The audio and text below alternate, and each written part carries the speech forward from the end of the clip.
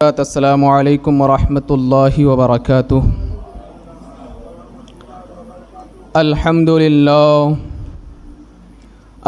للہ الذی کفی وسلام علی عباده الذین اصطفى اما بعد فاعوذ باللہ من الشیطان الرجیم بسم اللہ الرحمن الرحیم واتخذ اللہ ابراہیم خلیلا صدق اللہ العلی العظیم۔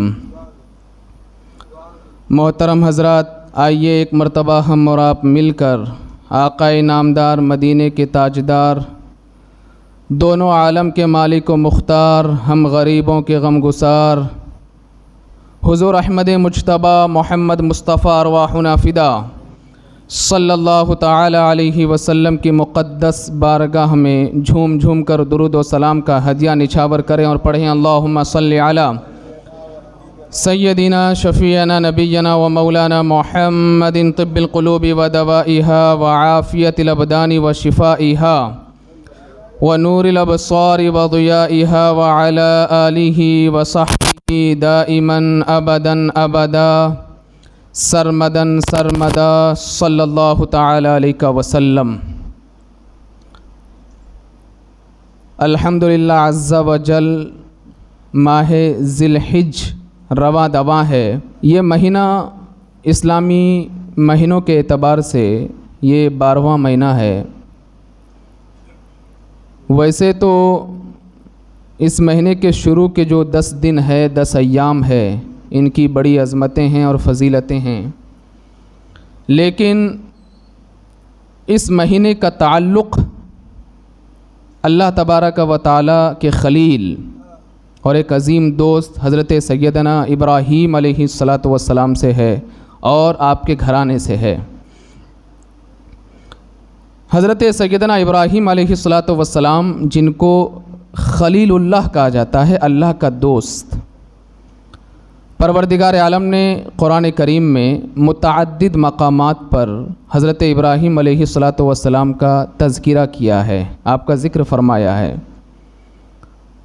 کہیں آپ کو آپ کے نام سے یاد فرمایا لفظ ابراہیم کے ذریعے سے، جیسے واتخذ اللہ ابراہیم خلیلا۔ کہیں پروردگار عالم نے سیدنا ابراہیم علیہ السلام کو امام الناس کہہ کر کے پکارا ہے، تو کہیں اللہ تبارک و تعالی نے آپ کو حنیف کے لقب سے یاد فرمایا، تو کسی مقام پر اللہ تبارک و تعالی نے آپ کے لیے خلیل کا لفظ استعمال فرمایا۔ تو قرآن مقدس میں متعدد مقامات پر حضرت سیدنا ابراہیم علیہ السلام کا تذکرہ موجود ہے۔ میں آج کی گفتگو میں آپ کے سامنے مختصر وقت میں سیدنا ابراہیم علیہ السلام کی سوانح حیات اور ان کی زندگی کے چند خاص گوشے آپ کے سامنے بیان کروں گا۔ آپ اگر حضرت سیدنا ابراہیم علیہ السلام کی سیرت کو پڑھیں گے تو آپ کو پتہ چلے گا کہ حضرت سیدنا ابراہیم علیہ السلام ابتدا ہی سے، بچپن ہی سے آپ خدا کی وحدانیت کی دعوت دیتے آ رہے ہیں۔ بچپن ہی سے یہ تبلیغ کا جو کام ہے وہ آپ نے بچپن ہی سے شروع کر دیا تھا۔ 7ویں پارے کی آیت مقدسہ ہے وَإِذْ قَالَ إِبْرَاهِيمُ آزَرَ أَتَتَّخِذُ أَصْنَامًا آلِهَةً إِنِّي أَرَاكَ وَقَوْمَكَ فِي ضَلَالٍ مُبِينٍ، کہ جب ابراہیم نے اپنے چچا آزر سے کہا أَتَتَّخِذُ أَصْنَامًا آلِهَةً، کہ کیا تم نے معبودوں کو اپنا خدا سمجھ بیٹھا ہے، انی اراک وقومک فی ضلال مبین، تو بے شک میری رائے کے مطابق آپ اور آپ کے ماننے والے یہ سب گمراہی پر ہیں، بھٹکے ہوئے ہیں۔ تو سیدنا ابراہیم علیہ السلام نے خدا کی وحدانیت اور اس کی جانب لوگوں کو بلانا، اللہ کی وحدانیت کی دعوت دینا، یہ آپ نے ابتدا ہی سے کر دیا تھا، اپنے عمر کے ابتدائی حصے سے، بچپن ہی سے۔ اسی طریقے سے جب آپ نے لوگوں کو سمجھایا اور آپ نے دیکھا کہ اس دور میں کچھ لوگ ایسے ہیں جو ستاروں کو اپنا خدا سمجھ بیٹھے ہیں، کچھ لوگ ایسے ہیں جو چاند کی پرستش کر رہے ہیں، اور کچھ لوگ ایسے ہیں جو سورج کو اپنا خدا سمجھ بیٹھے ہیں، تو آپ نے ان کے ساتھ مقابلہ بھی کیا، ان کو سمجھایا، جس کو پروردگار عالم نے 7ویں پارے میں بیان بھی فرمایا ہے کچھ اس طریقے سے، فلما جن علیہ اللیل رأى کوکبا قال ھذا ربی فلما افل قال لا احب الآفلین۔ جو لوگ ستارے کی پرستش کر رہے تھے اور ستارے کو معبود سمجھ بیٹھے تھے، تو سیدنا ابراہیم علیہ السلام نے ان لوگوں سے کہا کہ میں دیکھتا ہوں کہ رات میں ستارہ جگمگاتا ہے اپنی روشنی کے ساتھ اور خوبصورت کرنیں بکھیرتا ہے۔ فلما جن علیہ اللیل رأى کوکب، عربی میں کوکب کہتے ہیں ستارے کو، رأى کوکبا۔ پھر حضرت ابراہیم کہتے ہیں فلما افل قال لا احب الآفلین، لیکن میں دیکھتا ہوں کہ جیسے ہی دن کی سفیدی شروع ہوتی ہے تو پھر یہ ستارہ غائب ہو جاتا ہے۔ پتہ یہ چلا کہ یہ ستارہ خدا نہیں ہے، کیونکہ جو خدا ہوگا وہ غائب نہیں ہوگا، یہ ایک متعینہ وقت پر آ رہا ہے اور غروب ہو جاتا ہے، یہ خدا نہیں ہے۔ پھر جو لوگ چاند کی پرستش کرتے تھے اور چاند کو پوجتے تھے، ان سے بھی آپ نے گفتگو کی، جس کو کلام مجید میں مینشن کیا ہے اللہ تبارک و تعالیٰ نے، فلما رأى القمر بازغا قال ھذا ربی۔ جب آپ نے چمکتے ہوئے چاند کو دیکھا تو لوگوں سے کہا یہ میرا رب ہے، کیونکہ وہ لوگ اسی کو خدا سمجھتے تھے، تو آپ نے کہا ھذا ربی، یہ میرا رب ہے۔ فلما افل، لیکن جب چاند غروب ہو گیا، ڈوب گیا، تو کہا قال لئن لم یہدنی ربی لأکونن من القوم الضالین، اگر میرا رب مجھے ہدایت نہیں فرماتا تو پھر میں گمراہ قوموں میں سے ہو جاتا۔ یہ چاند خدا نہیں ہو سکتا، اگر یہ خدا ہے تو پھر یہ نکل کر کے ڈوب کیوں جاتا ہے؟ آپ نے وحدانیت کا جو کام ہے وہ ابتدا ہی سے کیا۔ پھر جو لوگ سورج کی پرستش کرتے تھے، سورج کو خدا سمجھ بیٹھے تھے، اس کو بھی اللہ تبارک و تعالیٰ نے کلام مجید میں مینشن کیا ہے کہ سیدنا ابراہیم علیہ السلام نے کس طریقے سے تبلیغ فرمائی، اور ان لوگوں سے کہا فلما رأى الشمس بازغة قال ھذا ربی ھذا اکبر۔ جب آپ نے چمکتے دمکتے سورج کو دیکھا تو فرمایا یہ میرا رب ہے۔ فلما افلت، اور جب وہ غروب ہو گیا، قال انی بریء مما تشرکون، کہا مولا تیرا شکر ہے کہ میں مشرکوں میں سے نہیں ہوں، کہ اگر یہ سورج خدا ہوتا تو پھر یہ چمکتا دمکتا رہتا، یہ غروب کیوں ہو جاتا ہے؟ اور اس کے بعد سیدنا ابراہیم علیہ السلام مولا کی بارگاہ میں عرض کرتے ہیں اور لوگوں کے سامنے، انی وجہت وجہی للذی فطر السماوات والارض حنیفا وما انا من المشرکین، اے مولا، اے پروردگار عالم، میں ہر باطل سے جدا ہو کر کے، کفر سے جدا ہو کر کے میں نے اپنا رخ تیرے جانب کر لیا ہے۔ جس نے آسمان کو بنایا، جس نے زمین کو بنایا، انی بریء مما تشرکون، اور تم لوگ جو اللہ کا شریک بناتے ہو، میں ابراہیم اعلان کرتا ہوں کہ میں اس شرک سے بری ہوں۔ تو آپ نے ایام طفولیت یعنی بچپن ہی سے سیدنا ابراہیم علیہ السلام نے خدا کی وحدانیت کی دعوت دی لوگوں کو، اور انہی کارناموں کی بنیاد پر سیدنا ابراہیم علیہ السلام کے حوالے سے نبی کریم صلی اللہ علیہ وسلم ارشاد فرماتے، لوگو کیا تم کو پتہ ہے میں محمد رسول اللہ کون ہوں؟ میں ابراہیم کی دعا محمد رسول اللہ ہوں، میں ابراہیم کی دعا، اپنے دادا ابراہیم کی میں دعا ہوں۔ اس لیے میرے آقا سے جب صحابہ کرام نے پوچھا کہ یا رسول اللہ یہ قربانی کیا ہے، صحابہ کرام نے پوچھا قربانی کیا ہے، میرے آقا نے فرمایا سنت ابیکم ابراہیم علیہ السلام، تمہارے والد ابراہیم علیہ السلام کی سنت ہے۔ میرے آقا چاہتے تو یہ بھی فرماتے کہ میری سنت ہے اور میرے والد ابراہیم کی سنت ہے، نہیں، اس کی پوری کی نسبت کر دی حضرت ابراہیم علیہ السلام کی جانب کہ تمہارے والد ابراہیم علیہ السلام کی سنت ہے۔ اور ہمارے مذہب میں، امت محمدیہ میں، نبی کریم صلی اللہ علیہ وسلم کے بعد کم و بیش 1,24,000 جو انبیاء کرام علیہم السلام ہے، ان میں سب سے زیادہ تذکرہ اگر کسی پیغمبر اور کسی نبی کا ہوتا ہے وہ سیدنا ابراہیم علیہ السلام کا ہے۔ اس لیے آپ جب نماز پڑھتے ہیں اور نماز کے بعد جب آپ نماز میں قاعدہ اخیرہ میں التحیات کے بعد جب آپ درود پڑھتے ہیں، اس درود کو درود ابراہیم کا نام دے دیا گیا، اللہم صلی علی سیدنا مولانا محمد کما صلیت علی سیدنا ابراہیم وعلی آل سیدنا ابراہیم انک حمید مجید. تو سیدنا ابراہیم علیہ الصلوۃ والسلام کا بہت عظیم مقام ہے. کم و بیش 1,24,000 انبیاء کرام علیہم الصلوۃ والسلام میں سے امت محمدیہ میں جس نبی کا سب سے زیادہ تذکرہ ملتا ہے اور جس نبی کی سب سے زیادہ شان بیان کی جاتی ہے اللہ کے رسول صلی اللہ علیہ وسلم کے علاوہ امت محمدیہ میں، وہ ذات ابراہیم علیہ الصلوۃ والسلام ہے اور ان کے لاڈلے شہزادے حضرت سیدنا اسماعیل علیہ الصلوۃ والسلام ہے. سب سے زیادہ ان کا تذکرہ ملتا ہے، سب سے زیادہ. بلکہ میں یہ کہوں کہ ہماری اکثر عبادتوں میں ان کی نشانیاں ہماری عبادتیں قرار دی گئی. حضرت ابراہیم علیہ الصلوۃ والسلام کی حج جیسے عظیم فریضے میں جب آپ غور و فکر کریں گے تو آپ کو پتہ چلے گا. میرا پچھلا جمعہ جو خطاب تھا غالباً میں نے اس میں بتایا بھی تھا کہ اکثر ان کی نشانیوں کو اللہ تبارک و تعالیٰ نے عبادت قرار دیا ہمارے لیے. تو سیدنا ابراہیم علیہ الصلوۃ والسلام کی جو شخصیت ہے وہ بہت عظیم ہے. اور ایک بات ہمیشہ ذہن و دماغ میں رکھیں کہ ان کو یہ جو عظمت، یہ مقام اور یہ مرتبہ اللہ نے عطا فرمایا اس بنیاد پر کہ انہوں نے ہر چیز اللہ کی راہ میں قربان کر دی. ہر چیز.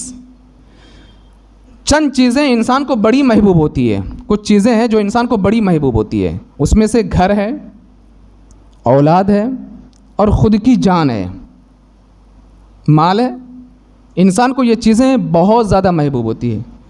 انسان کو سب سے زیادہ اگر کہیں سکون محسوس ہوتا ہے تو اس کو اپنے گھر میں محسوس ہوتا ہے. اگر میں آپ کو کچھ روپے دے کر کے کہہ دوں کہ ابھی آپ اپنے گھر میں نہیں رہنا، یہ لے لو، میں 5 اسٹار ہوٹل کے لیے آپ کو جانے کے لیے کہتا ہوں، انسان وہاں سکون محسوس نہیں کرے گا. اپنے گھر کی 4 دیواری میں وہ گرمی برداشت تو کرے گا، لیکن جو سکون وہ اپنے گھر میں محسوس کرتا ہے دوسرے کے گھر میں اے سی میں رہ کر کے بھی محسوس نہیں کرے گا. انسان کو اپنا گھر سب سے زیادہ محبوب، اولاد سب سے زیادہ محبوب. اولاد سے انسان بے پناہ پیار کرتا ہے. اولاد چاہے انسان کی جو اولاد ہے وہ چاہے گوری ہو چاہے کالی ہو، لیکن نعمت، یہ اولاد کی نعمت اتنی عظیم ہے کہ جب ایک باپ اپنے لاڈلے شہزادے کو اپنے سینے میں سلا لیتا ہے تو اسے سکون محسوس ہوتا ہے. اولاد کی جو محبت ہوتی ہے قدرتی محبت اللہ نے لوگوں کے دلوں میں پیدا کی، قدرتی محبت. اسی طریقے سے جان ہے، انسان سب کچھ قربان کر دیتا ہے اپنی جان کو بچانے کے لیے. لیکن جب آپ سیدنا ابراہیم علیہ الصلوۃ والسلام کی زندگی کو پڑھیں گے تو آپ کو پتہ چلے گا کہ حضرت ابراہیم علیہ الصلوۃ والسلام نے اللہ کی محبت میں اپنے گھر کو قربان کیا، اللہ کی محبت میں اولاد کو قربان کیا، اللہ کی محبت میں اپنی جان کی بازی بھی لگا دی اور اللہ کی محبت میں اپنے مال اور متا سب کچھ قربان کر دیا. اس لیے میرے رب نے ارشاد فرمایا واتخذ اللہ ابراہیم خلیلا، کہ پروردگار عالم نے ابراہیم کو اپنا سچا اور پکا دوست بنا لیا ہے. ساری چیزیں قربان کر دی اللہ کی محبت میں. اسی لیے آپ دیکھیں کہ جس دور میں سیدنا ابراہیم علیہ الصلوۃ والسلام تشریف لائے، اللہ اکبر، وہ نمرود کا دور تھا. ایک ظالم بادشاہ جس کے ہاتھوں میں اللہ تبارک و تعالیٰ نے قوت، طاقت سب کچھ عطا کر دی تھی، اور وہ ایک بہت بڑا بادشاہ اور ایک بہت بڑا عظیم انسان تھا اپنے دور کا. یہاں تک کہ وہ اپنی طاقت کے بلبوتے پر، اپنی قوت کے بلبوتے پر خدائی کا دعویٰ کر بیٹھا. 3 پارے میں اللہ تبارک و تعالیٰ نے اس پورے واقعے کا ذکر بھی فرمایا ہے کہ جب حضرت سیدنا ابراہیم علیہ الصلوۃ والسلام کا مناظرہ ہوا، نمرود سے مقابلہ ہوا، نمرود نے جب خدائی کا دعویٰ کیا تو پروردگار عالم نے اس کو 3 پارے میں بیان فرمایا سورہ بقرہ میں، الم تر الی الذی حاج ابراہیم فی ربی ان آتاہ اللہ الملک، کہ جب حضرت ابراہیم علیہ الصلوۃ والسلام نے نمرود سے کہا کہ تجھے یہ جو بادشاہت ملی ہے یہ میرے رب نے تجھے عطا کیا ہے اور تو اپنے آپ کو خدا کہتا ہے، تیرے پاس مال و زر دولت جو کچھ بھی ہے یہ سب کچھ میرے رب نے تجھے عطا کیا ہے. جب اس نے حضرت ابراہیم علیہ الصلوۃ والسلام نے یہ کہا تو وہ کہا کہ نہیں، رب تو میں ہوں، معبود میں ہوں، میری عبادت کی جائے، میری پرستش کی جائے. اللہ اکبر. سیدنا ابراہیم علیہ الصلوۃ والسلام نے کہا اچھا تو خدا ہے، تو معبود ہے؟ تو اس نے کہا کہ ہاں. تو حضرت ابراہیم نے کہا کہ نہیں، تو خدا نہیں ہو سکتا. تو نمرود نے کہا کہ پھر خدا ہے کون؟ حضرت ابراہیم نے کہا اذ قال ابراہیم ربی الذی یحیی و یمیت، حضرت ابراہیم نے کہا کہ رب وہ ہوتا ہے جو زندہ بھی کرتا ہے، موت بھی عطا فرماتا ہے، یہ تیری بس کی بات نہیں ہے، لوگوں کو زندگیاں دینا یہ میرے رب کی طرف سے ہوتا ہے، اور کسی کو موت کرنا، زندگی کسی کی چھین لینا اور اسے اس دنیا سے رخصت کر دینا یہ میرا رب کرتا ہے، تو کیسے خدا ہو سکتا ہے؟ اس نے کہا بس اتنی چھوٹی سی بات ہے۔ وہ تھا احمق، بے وقوف، نہ سمجھ، اس نے یحیی اور یمیت کا مطلب کچھ اور ہی سمجھ بیٹھا، کہا کہ یہ تو میرے اندر بھی موجود ہے۔ اس نے قید خانے سے 2 قیدیوں کو بلوایا جن کو سزا ہو چکی تھی جیل میں، ان کو بلا کر کے ایک کو رہا کر دیا، بولے جاؤ تم، اور ایک کو سب کے سامنے پھانسی دے دیا، مار دیا۔ تو اس نے حضرت ابراہیم سے کہا کہ دیکھو انا احیی و امید، ایک کو میں نے رہا کر دیا، دوسرے کو مار دیا۔ سیدنا ابراہیم علیہ السلام سمجھ گئے کہ یہ کچھ زیادہ ہی نہ سمجھ ہے، تو پھر آپ نے کہا کہ ٹھیک ہے میرا رب وہ ہے۔ قال ابراہیم فإن اللہ یأتی بالشمس من المشرق فأتی بها من المغرب۔ حضرت سیدنا ابراہیم علیہ السلام نے فرمایا کہ میرا رب وہ ہے جو سورج کو یأتی بالشمس من المشرق، مشرق سے نکالتا ہے اور مغرب میں ڈبو دیتا ہے۔ اگر تو واقعی معبود ہے، خدا ہے، فأتی بها من المغرب، تو سورج کو مغرب سے نکال کر کے دکھا۔ فبہت الذی کفر، تو وہ کافر ہکا بکا رہ گیا۔ سیدنا ابراہیم علیہ السلام نے خدا کی وحدانیت کا اعلان فرمایا، آپ نے وقت کے عظیم طاقتور نمرود سے مقابلہ کیا، اور جب اس نے یہ سب معاملات دیکھے کہ اس نے مجھے تو سب لوگوں کے سامنے ذلیل کر دیا اور اس ذلت کو برداشت نہ کر سکا، اور اپنی قوم کے ساتھ مل کر کے ایک بہت بڑی آگ اس نے تیار کی، اور اس نے یہ سوچا ابراہیمی کو ختم کر دیتا ہوں۔ اسے کیا پتا کہ جسے خدا زندہ رکھے اسے کوئی ختم نہیں کر سکتا ہے۔ وہ یہ بھول بیٹھا تھا کہ جس کی حفاظت کرنے والا پروردگار عالم ہو، جس کی پیشانی پر نور محمدی چمکے، اسے کون ختم کر سکتا ہے؟ لیکن وہ اپنی دولت اور اپنے نشے میں چور تھا، اس نے بہت بڑے آگ کا انتظام کیا، یہاں تک کہ اس نے لوگوں میں یہ بات بھی مشہور کر دی تھی کہ جو اس آگ کے سلگانے میں حصہ لے گا اس کو ثواب ملے گا۔ ایک بڑھیا جس کے اندر چلنے کی طاقت نہیں تھی، وہ بازار سے کچھ لکڑیاں لا رہی تھی، لوگوں نے پوچھا کیا کر رہی ہو؟ کہا کہ بس وہی نمرود نے جو آگ تیار کیا ہے ابراہیم کے لیے، میں بھی اس میں حصہ لینا چاہتی ہوں تاکہ مجھے کچھ ثواب مل جائے۔ لیکن اللہ اکبر، آگ کو اس نے تیار کیا اور ایک بہت بڑے صندوق میں بند کر کے حضرت ابراہیم علیہ السلام کو اس آگ میں اس نے ڈال دیا، اور جیسے ہی اس صندوق میں بند کر کے حضرت ابراہیم کو آگ میں ڈالا، اللہ تبارک و تعالیٰ کے حکم سے حضرت جبرائیل وہاں پر آ گئے، اور حضرت جبرائیل نے فوراً عرض کیا اے اللہ کے خلیل، آپ مجھے حکم دیں، میں آپ کے آگ کو ٹھنڈ کر دوں گا، سرد کر دوں گا۔ اللہ نے میرے پروں میں وہ طاقت عطا کی ہے، لیکن اللہ اکبر، ایمان ہو تو ابراہیم جیسا ایمان ہو، پھر اللہ تبارک و تعالیٰ آگ کو گلے گلزار بنا دیتا ہے۔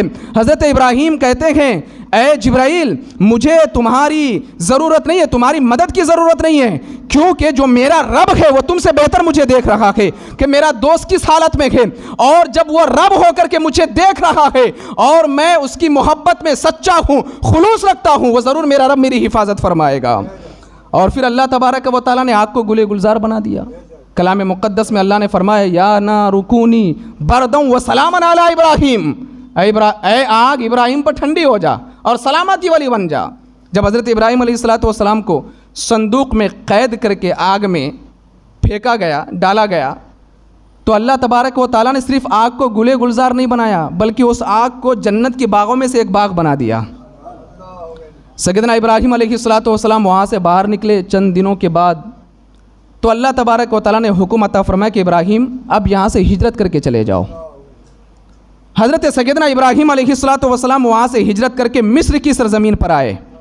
مصر کی سرزمین پر آپ کے ایک چاچا تھے، ان کی بیٹی کا نام حضرت سارہ رضی اللہ تعالی عنہا، آپ نے ان سے نکاح کیا، اور نکاح کرنے کے بعد مصر کی سرزمین سے نکلے فلسطین کی جانب نکلے، تو راستے میں ایک بادشاہ تھا، ظالم بادشاہ، وہ خوبصورت عورتوں کو دیکھتا تو اس کی جانب بڑھتا، غلط ارادے سے، غلط نیت کے ساتھ۔ اس نے کچھ اسی طرح کی سوچ حضرت سارہ کے لیے بھی سوچ رکھا تھا، لیکن اللہ تبارک و تعالیٰ نے اس کے ہاتھوں کو شل کر دیا، وہ مفلوج ہو گیا۔ اس کے پاس، اس بادشاہ کے پاس ایک بادشاہ کی بیٹی قید تھی جن کا نام حضرت حاجرہ رضی اللہ تعالیٰ عنہا تھا۔ آپ نے وہاں سے حضرت حاجرہ کو لیا اور وہاں سے نکلے فلسطین کی جانب۔ اللہ کی بارگاہ میں کافی لو لگا کر کے بیٹھے تھے، ایک اچھی خاصی عمر ہو گئی، مولا مجھے اولاد عطا فرما۔ اور جب کسی کے بچے کو کھیلتے کودتے دیکھتے آنکھوں میں آنسو آ جاتے۔ حضرت سارہ رضی اللہ تعالیٰ عنہا نے جب یہ منظر دیکھا کہ میرے شوہر نامدار جب کسی چھوٹے بچے کو دیکھتے ہیں تو ان کے آنکھوں میں آنسو آ جاتے ہیں، ان کی آنکھوں سے موتیوں کی لڑیاں ٹپکتی ہے۔ آپ نے کئی بار یہ منظر دیکھا۔ ایک مرتبہ ہاتھ اٹھا کر کے مولا کی بارگاہ میں دعا کر رہے تھے، رب ہب لی من الصالحین، مولا مجھے نیک اولاد عطا فرما۔ حضرت سارہ رضی اللہ تعالیٰ عنہا نے سن لیا تو آپ نے سوچا کہ میں بھی بوڑھی ہو گئی ہوں، شاید اب میرے بطن سے کوئی اولاد پیدا نہ ہو، تو آپ نے حضرت ابراہیم علیہ السلام کی بارگاہ میں عرض کیا کہ میں چاہتی ہوں کہ آپ حاجرہ سے نکاح کر لیں، شاید ان کی بطن سے اولاد اللہ ہمیں عطا فرما دے۔ تو آپ نے حضرت سارہ رضی اللہ تعالیٰ عنہا کے کہنے کی وجہ سے حضرت حاجرہ رضی اللہ تعالیٰ عنہا سے نکاح فرمایا، اور جب نکاح کیا، اللہ اکبر، پروردگار عالم نے جو ہے غیب سے آواز فرمایا، فبشرناہ بغلام حلیم، اللہ نے بشارت عطا فرمائی اور پھر ایک اولاد عطا فرمائی، حضرت اسماعیل علیہ السلام۔ یہ حضرت حاجرہ رضی اللہ تعالیٰ عنہا کے بطن سے تولد ہوئے، پیدا ہوئے، اور پھر وہ خوبصورتی، وہ حسن و جمال اللہ نے عطا فرمایا تھا۔ پچھلے جمعہ بھی میں نے بتایا کہ جب لوگ دیکھتے حضرت اسماعیل کو تو دیکھتے ہی رہ جاتے، تکتے رہ جاتے۔ جتنی بھی خوبصورتیاں ہیں یہ ساری خوبصورتیاں اللہ نے حضرت اسماعیل کی پیشانی میں سمو دیا تھا، کیونکہ پیشانی اسماعیل میں نور مصطفیٰ جو جگمگا رہا تھا۔ تو جب حضرت سارہ رضی اللہ تعالیٰ عنہ نے دیکھا کہ کچھ زیادہ ہی محبت حضرت ابراہیم کا حضرت حاجرہ سے کچھ زیادہ ہی محبت ہو گئی ہے، تھوڑی سی تکلیف بھی ہوتی تھی، رشک بھی کرتی تھی کہ ایک اولاد ان کے ذریعے سے ہو گئی۔ بہرحال وہاں سے حضرت ابراہیم علیہ السلام کا ایک بہت بڑا امتحان اللہ نے لیا۔ فرمایا، ابراہیم، جس بیوی سے تم حد سے زیادہ محبت کرتے ہو اور جس اولاد سے تم بے پناہ محبت کرتے ہو، ان دونوں کو وادی غیر ذی زرع، یعنی کہ ایک بے آب و گیا میدان، جانا پانی ہے، چٹیل میدان ہے، لے جا کر کے چھوڑ دو، پتھریلی زمین پر۔ ہم اور آپ ہوتے تو سوچتے، لیکن خلیل تھے نا، جو محبت کرنے والے ہوتے ہیں نا، وہ محبت کرنے والے محبوب کی بات پر غور نہیں کرتے، بغیر غور و فکر محبوب کی بات پر عمل کر لیتے ہیں، اس لیے تو خلیل بنے۔ اگر غور و فکر کرتے کہ لے جانا چاہیے کہ نہیں لے جانا چاہیے، مجھے فائدہ ہوتا کہ نہیں فائدہ ہوتا، پھر خلیل کا لقب نہیں ملتا۔ یہ جو سچے اور پکے دوست کا لقب ملا ہے، اس لیے ملا ہے کہ جب اللہ نے جو حکم عطا کیا، حضرت ابراہیم نے بغیر سوچے سمجھے، اس بارے میں غور و فکر کیے بغیر اللہ کے حکم کی تعمیل کی ہے، اور فوراً لے کر کے چلے گئے۔ حضرت حاجرہ اور حضرت اسماعیل علیہ السلام کو لے کر کے ایسی جگہ میں گئے۔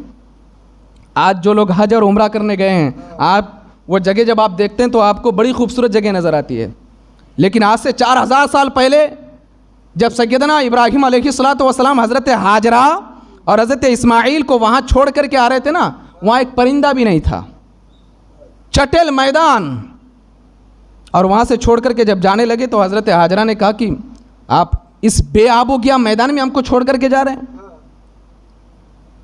یہ نہیں کہا کہ کھانے پینے کا انتظام کون کرے گا، نہیں کہا کہ کیا آپ ہم کو بے آب و گیا میدان میں جو چھوڑ کر کے جا رہے ہیں، یہ اللہ کی طرف سے حکم ملا ہے آپ کو؟ انہوں نے کہا کہ جی ہاں، یہ رب کی طرف سے حکم ہے۔ اتنا سننا تھا۔ حضرت حاجرہ کہتی کہ جس رب نے آپ کو حکم دیا ہے، مجھے اس رب کی ذات پر بھروسہ ہے، وہ بے آب و گیا میدان میں میرے لیے کھانے پینے اور رہنے کا انتظام فرمائے گا۔ اب یہاں سے میں ایک میسج اور ایک پیغام آپ کو یہ دینا چاہتا ہوں کہ حضرت اسماعیل علیہ السلام کی جو تربیت کی گئی نا، زیادہ تر ان کے بچپنے میں، وہ بے آب و گیا میدان میں ان کی والدہ نے سب سے زیادہ ان کی تربیت کی ہے، سب سے زیادہ ماں نے تربیت کی ہے۔ اور ایک آج کی دور کی ماں ہے کہ جب بچہ دودھ پینے کے لائق ہوتا ہے تو گود میں بٹھا کر کے سیریلیں دکھاتی ہے، گود میں بٹھا کر کے کان میں ایئر فون لگا کر کے گانے خود سنتی ہے، بچے کو دودھ پلاتی ہے، پھر یہ کہتی ہے کہ میرا بچہ بڑا ہو کر کے باادب نہیں بنتا۔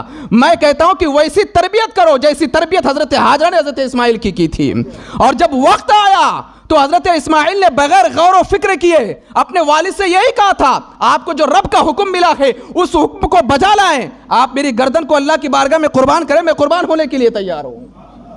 یہ تربیت کی گئی تھی ان کی۔ تو سیدنا ابراہیم علیہ السلام نے ایسے وقت میں اللہ نے آپ کو اولاد عطا کی تھی جب انسان مایوس ہو جاتا ہے، لیکن اللہ کے حکم کی تعمیل کی، حضرت ہاجرہ کو وہاں پر چھوڑ دیا، اور حضرت ہاجرہ کو وہاں پہ چھوڑنے کے بعد، حضرت اسماعیل کو چھوڑنے کے بعد اب اپنے گھر میں آ گئے۔ لیکن اللہ اکبر، وقت گزرتا گیا، حالات گزرتے گئے، آپ نے خواب دیکھا کہ محبوب چیز کو اللہ کی بارگاہ میں قربان کرو، آپ نے 100 اونٹ کو قربان کی۔ پھر خواب دیکھا 200 اونٹ قربان کی۔ پھر آپ نے خواب دیکھا کہ سب سے محبوب چیز جس سے تم کو سب سے زیادہ لگاؤ ہے، محبت ہے، اس کو میری بارگاہ میں قربان کرو۔ آپ سمجھ گئے؟ اس لیے 9ویں ذی الحج کو یوم عرفہ کہتے ہیں۔ کل جو 9ویں ذی الحج نا اس کو کہیں گے یوم عرفہ۔ 8ویں ذی الحج کو کہتے ہیں یوم ترویہ۔ ترویہ کا مطلب ہوتا ہے شک، تردد۔ آج 8ویں ذی الحج ہے ہمارے ہندوستان کی سرزمین پر، آج کے دن کو کیا کہتے ہیں؟ یوم ترویہ۔ ترویہ کا مطلب کیا؟ شک والا دن۔ آپ کو شک تھا کہ وہ محبوب چیز ہے کیا جسے اللہ نے اپنی بارگاہ میں قربان کرنے کے لیے کہا ہے، تو آپ نے اونٹوں کی قربانی دی۔ لیکن جب شک یقین میں بدل گیا اور آپ 9 ذی الحج کو سمجھ گئے کہ اللہ جو محبوب چیز کی قربانی مانگ رہا ہے وہ میری اولاد کی قربانی مانگ رہا ہے، اس لیے اس دن کا نام پڑ گیا یوم عرفہ۔ عرفہ کا مطلب ہوتا ہے جانا پہچانا، سب کچھ سمجھ جانا، پہچاننے والا دن۔ عرفہ کا مطلب ہی پہچان، اسی سے آیا معرفت۔ معرفت کا مطلب ہوتا ہے کہ انسان سب کچھ سمجھ بیٹھے، اس لیے یوم عرفہ کو 9 ذی الحج کو یوم عرفہ اس لیے کہتے ہیں کہ سیدنا ابراہیم علیہ السلام خواب کی حقیقت سمجھ بیٹھے تھے، اور جب سمجھ گئے تو 10 ذی الحج کو آپ نے اللہ کی بارگاہ میں اپنے بیٹے کی قربانی کی، اس لیے اس دن کا نام پڑ گیا یوم النحر۔ نحر کا مطلب ہوتا ہے قربانی والا دن۔ تو بہرحال اس واقعے کو اللہ تبارک و تعالیٰ نے کلام مجید میں مینشن کیا ہے، فلما بلغ معہ السعی، کہ جب وہ بچہ اس عمر کو پہنچا کہ وہ والد کے ساتھ چل پھرنے لگا، تو حضرت ابراہیم نے جب خواب دیکھا اور خواب کی حقیقت سمجھ گئی تو کہا یا بنیا، اے میرے بیٹے، انی رأى فی المنام انی اذبحک فانظر ماذا تری، بیٹے میں نے خواب دیکھا ہے انی اذبحک، کہ میں تجھے خواب میں ذبح کر رہا ہوں، فانظر ماذا تری، غور و فکر کر کہ تیری رائے کیا ہے۔ میں نے تو خواب میں دیکھا اور مجھے یقین کامل ہو گیا کہ یہ رب کی طرف سے حکم ہے۔ اللہ اکبر، اللہ۔ تربیت کیسی کی گئی تھی حضرت اسماعیل علیہ السلام کی؟ کلام مجید میں میرا رب فرماتا ہے، حضرت ابراہیم کہتے ہیں قال یا ابت افعل ما تؤمر ستجدنی انشاءاللہ من الصابرین۔ حضرت اسماعیل کہتے ہیں اے میرے والد محترم، افعل ما تؤمر، آپ کو جس چیز کا حکم دیا گیا آپ وہ کیجئے، ستجدنی انشاءاللہ من الصابرین، اور مجھے میرے رب کی ذات پر بھروسہ ہے کہ آپ مجھے صبر کرنے والوں میں سے پائیں گے۔ اور جب حضرت ابراہیم علیہ السلام اپنے عظیم لاڈلے کو اللہ کی بارگاہ میں قربان کرنے کے لیے لے کر کے گئے تو شیطان کے پیٹ میں درد شروع ہو گیا۔ انہی آیتوں کے ماتحت جو ہے آپ تفسیر میں یہ ساری باتیں پڑھ سکتے ہیں۔ تو شیطان نے دیکھا کہ اگر آج ابراہیم اس امتحان میں کامیاب ہو گیا اور قیامت تک جو ابراہیم کی سنت پر عمل کرے گا تب تو میری نیا غرق ہو جائے گی، اس لیے آج مجھے ابراہیم کو روکنا پڑے گا۔ اور سب سے پہلے حضرت ابراہیم علیہ السلام کی بیوی، ان کی زوجہ حضرت ہاجرہ کے پاس گیا اور کہا کہ اے خاتون، کیا تم کو پتہ ہے کہ تمہارا شوہر تمہارے بیٹے کو کہاں لے کر کے گیا جس سے تم بہت زیادہ پیار کرتی ہو؟ کہا کہ کہاں؟ بس لے کے گئے جنگل میں لکڑیاں کاٹنے کے لیے۔ کہا کہ نہیں۔ بولے کہاں لے کر کے گئے؟ ذبح کرنے کے لیے۔ حضرت ہاجرہ نے کہا کہ کیا کوئی باپ اپنے بیٹے کو ذبح کر سکتا ہے؟ بولے ہاں ابراہیم کر رہا ہے۔ بولے نہیں کر سکتا۔ کہا کہ نہیں کر رہا ہے۔ کیسے؟ کہ رب کی طرف سے ان کو حکم ملا ہے۔ اللہ اکبر، اتنا سننا تھا۔ حضرت ہاجرہ کہتی ہے شیطان نکل جائے یہاں سے، یہ ایک اسماعیل کیا، اگر میرا مولا مجھے کروڑوں اسماعیل عطا کرتا میں سب کو مولا کی بارگاہ میں قربان کر دیتا، میں سب کو قربان کر دیتی مولا کی بارگاہ میں۔ یہاں سے شیطان مایوس ہو گیا حضرت اسماعیل کے پاس، ان کو بہکانے کی کوشش کی۔ آپ نے بھی یہی کہا کہ اللہ نے مجھے ایک جان دی ہے، اگر میرا رب مجھے کروڑوں جانیں عطا فرماتا میں ایک ایک کر کے اپنی ساری جانوں کو اللہ کی راہ میں قربان کر دیتا۔ اور آخر میں حضرت ابراہیم کو بہکانے لگا کہ اتنی عمر میں اللہ نے تم کو اولاد عطا کی، جب تم مایوس ہو چکے تھے، اب تم فقط ایک خواب کی بنیاد پر اپنی اولاد کو قربان کرنے جا رہے ہو۔ حضرت ابراہیم سمجھ گئے کہ یہ تو شیطان ہے، آپ نے کنکر اٹھا کر کے ماری۔ اللہ کو یادہ پسند آ گئی اور حاجیوں کے لیے لازم قرار دے دیا کہ جتنے حاجی حج کرنے جائیں گے جب تک وہ کنکریاں نہیں ماریں گے اور ابراہیم کی سنت کو زندہ نہیں کریں گے، میں ان کے حج کو اپنی بارگاہ میں قبول نہیں کروں گا۔ تو پتہ یہ چلا کہ جب لوگ اللہ کے بندے واقعی اللہ کے محبوب بن جاتے ہیں، اللہ ان کی ادا کو عبادت بنا دیتا ہے، ان کی ادا کو قیامت تک باقی رکھتا ہے۔ اور اللہ نے باقی رکھا۔ فلما اسلم وتلہ للجبین، جب باپ بیٹے دونوں راضی ہو گئے، باپ قربان کرنے کے لیے اور بیٹا قربان ہونے کے لیے، تو اللہ تبارک و تعالیٰ نے حضرت جبریل سے فرمایا کہ جبریل اب یہ رکنے کا وقت نہیں ہے، قبل اس کے کہ میرا ابراہیم چھری کو اپنے لاڈلے شہزادے اسماعیل کی گردن پر چلائے، اس سے پہلے تم لے جا کر کے دمبا کو رکھ دو۔ اور ہٹایا، دمبا کو رکھا۔ بہرحال وقت کافی کم ہے، میں اختصار کے ساتھ عرض کروں کہ جیسے ہی حضرت ابراہیم علیہ السلام نے دیکھا کہ بیٹا اسماعیل مسکرا رہے ہیں اور اس کے جگہ پر میں نے دمبا کو ذبح کر دیا، اللہ نے فرمایا وَنَادَيْنَاهُ أَيَّا إِبْرَاهِيمُ، غیب سے آواز آئی، اے ابراہیم قد صدقت الرؤیا، کہ تم نے اپنے خواب کو صحیح کر کے دکھایا ہے۔ اِنَّا كَذَلِكَ نَجْزِي الْمُحْسِنِينَ، اور ہم محسنین کو ایسا ہی بدلہ عطا کرتے ہیں۔ ابراہیم اس خواب کو تم نے سچ کر کے دکھایا اور قیامت تک تمہاری اس یاد کو میں تازہ کر کے رکھوں گا اور لوگوں کے لیے لازم کر دوں گا۔ اور اللہ عز و جل کو یادہ پسند آ گئی۔ قیامت تک کے لیے قربانی کو ہر صاحب نصاب کے لیے پروردگار عالم نے واجب قرار دے دیا، ہر صاحب نصاب کے لیے۔ اسی لیے اب اگر کوئی یہ سوچے کہ میں جانوں کو ذبح کرنے کے بجائے صدقہ فطرہ یا کچھ اور کر کے میں یہ سوچوں گا کہ ایک جان کو بچا لوں، تو میں کہوں گا کہ آپ کی سوچ غلط ہے۔ اگر آپ یہ سوچتے ہیں کہ میں جانور کو ذبح نہیں کروں گا، اس کے بدلے میں صدقہ کر دوں، خیرات کر دوں، کچھ رقم غریبوں میں تقسیم کر دوں، حدیث مبارکہ میں میرے آقا علیہ الصلوۃ والسلام ارشاد فرماتے ہیں کہ قربانی کے دن اللہ تعالیٰ کو سب سے زیادہ محبوب عمل وہ ایک جانور کو اللہ کی راہ میں قربان کرنا ہے۔ اس سے بہتر کوئی عمل محبوب نہیں ہے۔ آپ کروڑوں روپیہ صدقہ کرو، لیکن اگر آپ نے ایک 5,000 سے 10,000 سے 15,000 کے بیچ کے جانور کو اللہ کی راہ میں قربان کیا، یہ کروڑوں خرچہ کرنے سے بہتر ہے۔ تو بہرحال باتیں تو بے شمار ہیں، لیکن جس طرح سیدنا ابراہیم علیہ السلام کو اپنی اولاد سے محبت تھی، اللہ سے محبت تھی، اسی طریقے سے رسول کریم صلی اللہ علیہ وسلم کی آمد سے قبل ہی حضرت ابراہیم علیہ السلام کو اللہ کے رسول سے محبت تھی۔ آپ نے مولا کی بارگاہ میں دعا کی ہاتھ اٹھا کر کے، ربنا وبعث فیہم رسولا، اے پروردگار عالم جس آخری رسول کو تو اس کائنات میں جلوہ گر کرنے والا ہے، اس رسول کو میری اولاد میں سے جلوہ گر کرنا۔ آپ نے ان کی محبت، ان کی آمد سے 4,000 سال پہلے ہی محبت کا اعلان فرما دیا تھا۔ اس لیے مقام ابراہیم ہے نا، جہاں پر 2 رکعت نماز ادا کرتے ہیں، کبھی وقت ملے تو میں اس پر تفصیلی گفتگو کروں۔ حضرت ابراہیم کے قدم کے نشان ہے۔ خانہ کعبہ کو تعمیر کرنے کے بعد حضرت ابراہیم سے مولا نے فرمایا تھا ابراہیم مانگ کیا مانگتا ہے؟ اس پتھر پر چڑھ کر کے حضرت ابراہیم نے مولا کی بارگاہ میں دعا کی، مولا اپنے آخری رسول کو میری اولاد سے پیدا فرمانا۔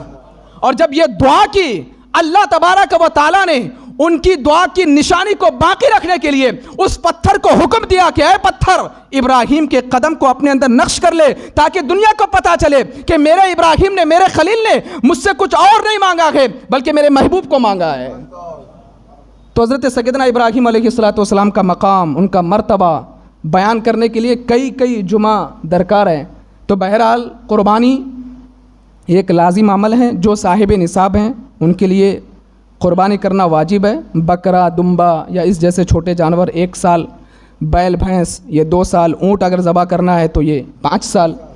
صحابہ کرام عرض کرتے ہیں کہ رسول کریم صلی اللہ علیہ وسلم نے جو مدینے میں 10 سالہ جو زندگی آپ نے گزاری، ہجرت کے بعد ہر سال اللہ کے رسول صلی اللہ علیہ وسلم 2 قربانی فرماتے تھے۔ کتنے؟ 2۔ اور حجۃ الوداع کے موقع پر اللہ کے رسول صلی اللہ علیہ وسلم نے اپنے مقدس ہاتھوں سے 63 اونٹ کو ذبح کیا ہے۔ تو قربانی کرنا اور اپنے ہاتھوں سے قربانی کے جانور کو ذبح کرنا، یہ میرے رسول صلی اللہ علیہ وسلم کی بھی سنت ہے۔